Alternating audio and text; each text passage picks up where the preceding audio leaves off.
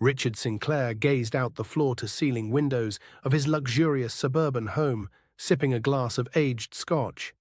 At 50 years old, he had built a successful business empire from the ground up, amassing a considerable fortune and all the trappings of wealth.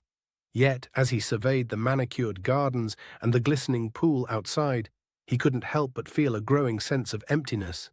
His days were filled with meetings, negotiations, and the constant pursuit of profits, but Richard found himself increasingly dissatisfied.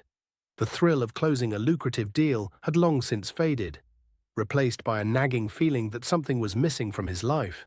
Despite his professional accomplishments, he couldn't shake the persistent question that had been weighing on his mind. Is this all there is?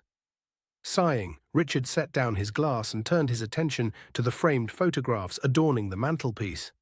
Snapshots of his younger self, smiling confidently alongside business partners and colleagues, stared back at him, a stark contrast to the pensive expression that had become his default in recent years. As he contemplated the trajectory of his life, the doorbell suddenly chimed, breaking the tranquil silence. Straightening his shirt, Richard made his way to the front door, wondering who could be calling at this hour. When he opened it, he was greeted by a vision of beauty that took his breath away. Standing on his doorstep was a woman in her mid-20s. Her vibrant red hair cascading in soft waves around a face that seemed almost too perfect to be real. Her emerald green eyes sparkled with a mischievous charm, and her full lips were curved into a captivating smile. "Good evening," she said, her voice like honey. "I'm so sorry to bother you, but I seem to have gotten a bit lost. Would you mind helping me find my way?" Richard blinked, momentarily entranced by her alluring presence. Of course," he managed, stepping aside to welcome her in. "Please, come in." As the young woman stepped past him, Richard couldn't help but admire the graceful sway of her hips and the way her dress hugged her curves. He quickly averted his gaze, feeling a flush of embarrassment at his own wandering thoughts. "I'm Richard, by the way," he said, gesturing for her to have a seat in the living room. "And you are?" "Clara," she replied, settling into the plush leather sofa with a fluid motion. "It's a pleasure to meet you, Richard." There was a hint of flirtation in her tone that sent a flutter through Richard's chest.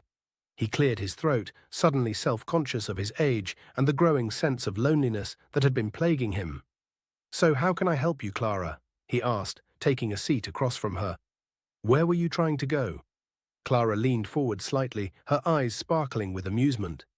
"Well, to be honest, I was on my way to a party at one of the neighboring homes, but I seem to have taken a wrong turn somewhere. I was hoping you might be able to point me in the right direction." Richard felt a pang of disappointment at the mention of a party, but he quickly pushed it aside, focusing on the task at hand. "Of course, let me see if I can help you."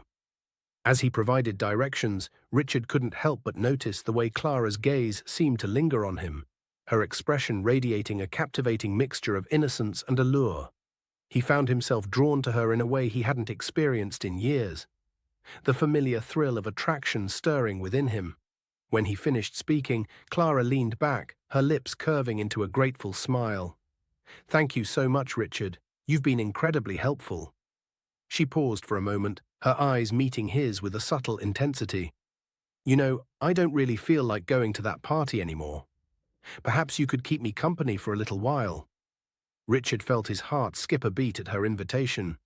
He knew he should politely decline, that the prudent thing would be to send her on her way and return to the solitude of his own thoughts. But as he looked into Clara's enchanting eyes, he found himself powerless to resist. "I'd be delighted to," he heard himself say, the words tumbling from his lips before he could stop them. Clara's face lit up with a triumphant smile, and Richard knew in that moment that his life was about to take an unexpected turn. As she moved closer to him on the sofa, he felt a surge of excitement and trepidation, unsure of where this chance encounter would lead, but certain that it would change him in ways he couldn't yet imagine. The night was still young, and the perfect illusion of Richard's carefully constructed life was about to be shattered, replaced by the alluring